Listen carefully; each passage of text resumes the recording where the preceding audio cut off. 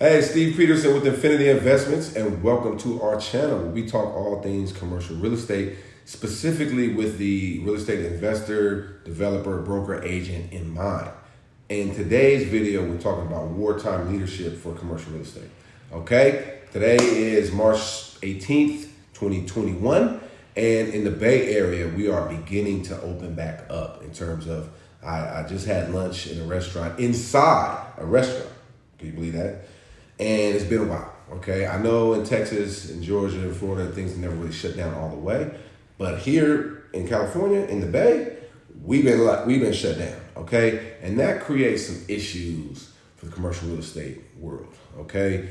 And particularly, it's weird right now in our market because the single family home market is still going through the roof. Houses are getting 30, 40, 50 offers at a time on a property. And the stock market, I think I read something this morning, it was up over 33,000. Okay, so there's all these indicators that will make you think, all right, everything's so okay. The pandemic, no big deal.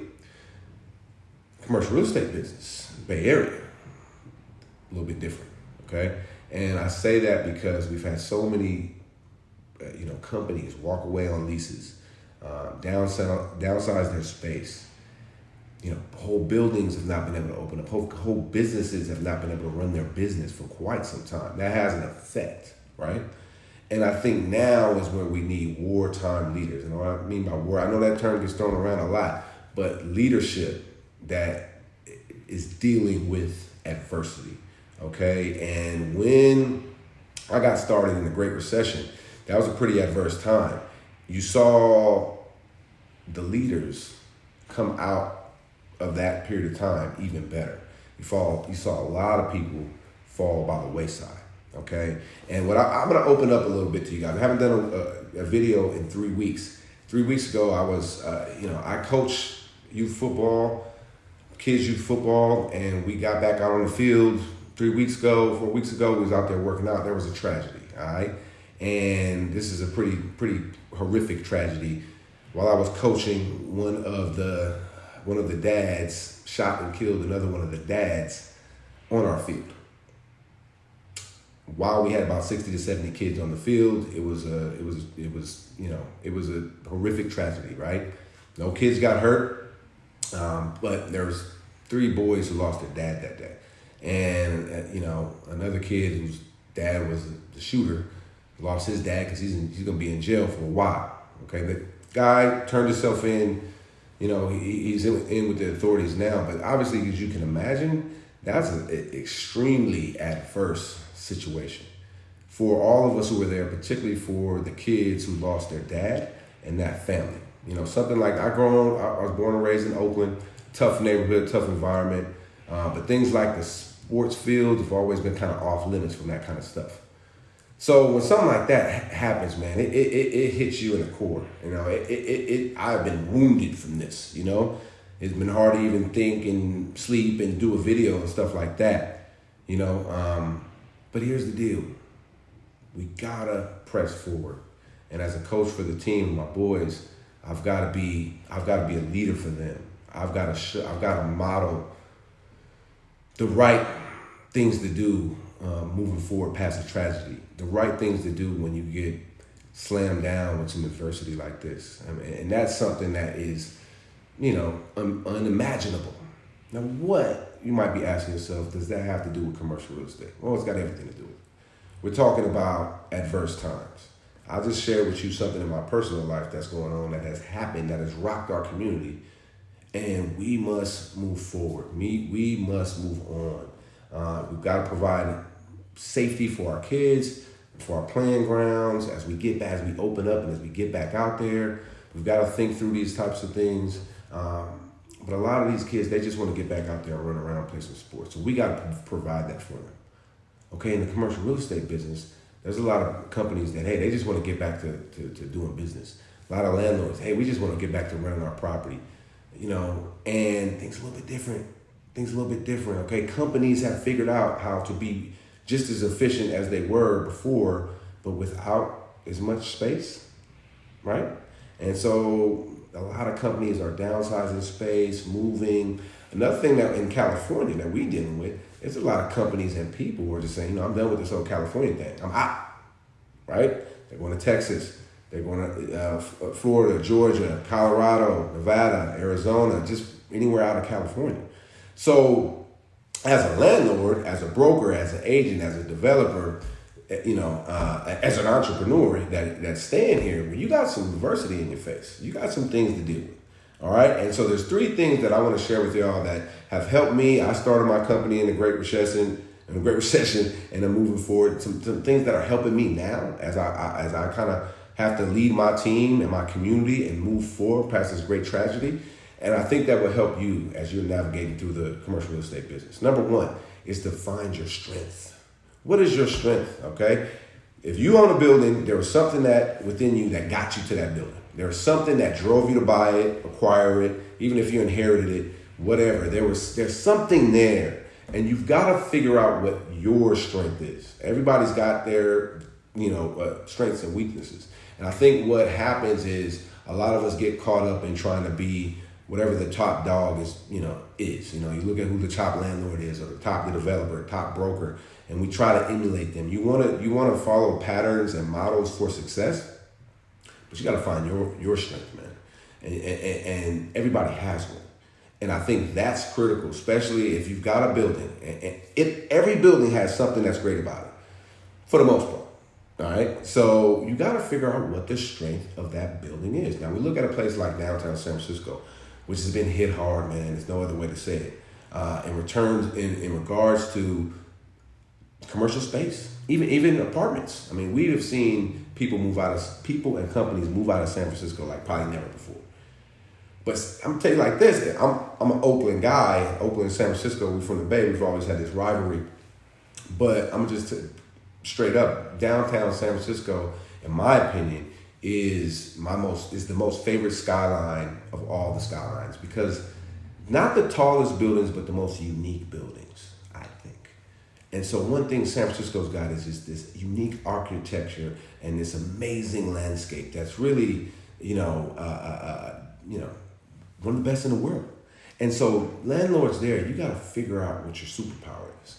You got to figure out what that building has to offer that maybe someone else doesn't have to offer. And then you gotta market that to the skies, man. You gotta market that to the skies. You gotta be flexible about it as well. I think that there's some landlords that are holding off and just saying, hey, look, this thing's gonna blow over. I'm just gonna hold my space vacant until I can get X amount price per square foot.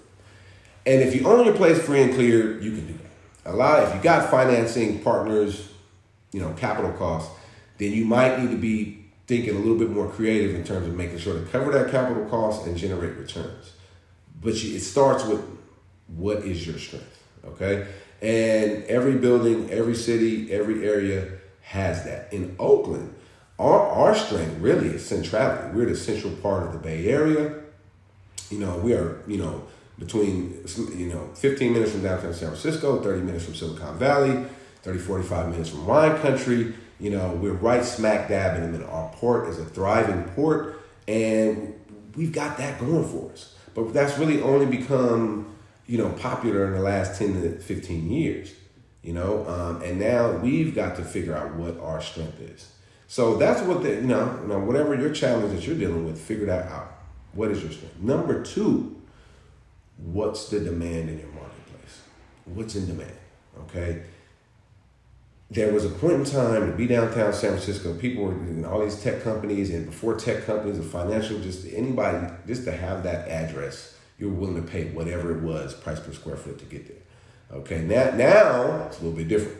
So we got to figure out, though, what is in demand. One thing to think about in regards to San Francisco is the restaurant, the rich restaurant history of the city. And things have switched up a little bit. Like, for instance, I was telling you, in the Bay Area, we are just now opening up to where you can then go and sit down and eat in a restaurant. It's been a year. They opened it up a little bit at the end of summer to where that happened. And even now, it's not full capacity. So we know that the sit-down restaurant model, a little bit different. A lot of us think that, hopefully it'll get back to normal. But what has really surged during this pandemic is the grab and go idea. So people who can do grab and go, A lot of people doing food trucks and just companies that maybe had a lot of sit down business were able to adjust the grab and go delivery type model. They're doing that really well. Companies that didn't are not doing so well. So what I'm saying here is to figure out, well, what's in demand. So in the Great Recession, when I was doing business, before the crash, it was this low interest rate financing. There was this high LTV financing. People were just buying buildings because when the market crashed, there was no financing for a little while. Investors didn't really know where the bottom was and didn't know when things were going to come back. What I had to do to survive and let alone thrive and open my business was to figure out, well, what do investors want? What will they buy? So what I was able to figure out pretty quickly is that, look, income, cash flow is still pretty attractive to folks. So what I was able to do is identify properties that were distressed, that could be purchased at a discount, but that threw off a lot of cash flow because I knew that, well, we don't know where the bottom's at. We don't know when the market's going to come back. But I tell you what, if people can make 10 to 15% cash on cash in the Bay Area, I bet you people be willing to do that. And they were. And so that was kind of what helped me to get rolling during that period of time. And at that time, 2010, 11, 12, nobody would have thought that the market would have came back to where it was. I mean, people were saying it's going to take 20 to 30 years, literally. I was showing people, hey, you can buy this apartment building for less than $50,000 per unit. And people were like, it'll be decades before this market comes back, right? So it was at that time where it wasn't about what the market was doing. It was about what's in demand. And what we figured out was cash flow was in demand. And you know what? A lot of people lost their homes. So what were they doing? They were renting apartments in a major way. So the rents we saw this rental growth that has been unrivaled probably in history in the Bay Area and across the country. But it was figuring out what was in demand and then figuring out a way to deliver it to the marketplace. There's always something in demand. And when things change, that can be challenging to figure that out. But something is always going to be in demand. You got to figure out what that is. Okay. And there's a lot of different ways and this is why I think where having street smarts is important, because a lot of that stuff has to do with the sense of what's going on. You just really have to have your feet to the street in many ways to know what that is. All right. Number 3, and the last thing I'll leave with y'all, is that you got to readjust your strategy, your focus, if you will, to wherever you figure out what the demand is. But you still got to stay true to your values of who you are as an investor, who you are as a company, who you are as an agent, broker, professional in the business. But you might need to tweak the strategy or the model a little bit, because you got to be able to go where the demand is. And I would say go all in on the demand, right? But you can't lose yourself in the process. You got to stay true to what your core values of what you are, who you are. If you're a company, organization, an investor, you got to stick with that.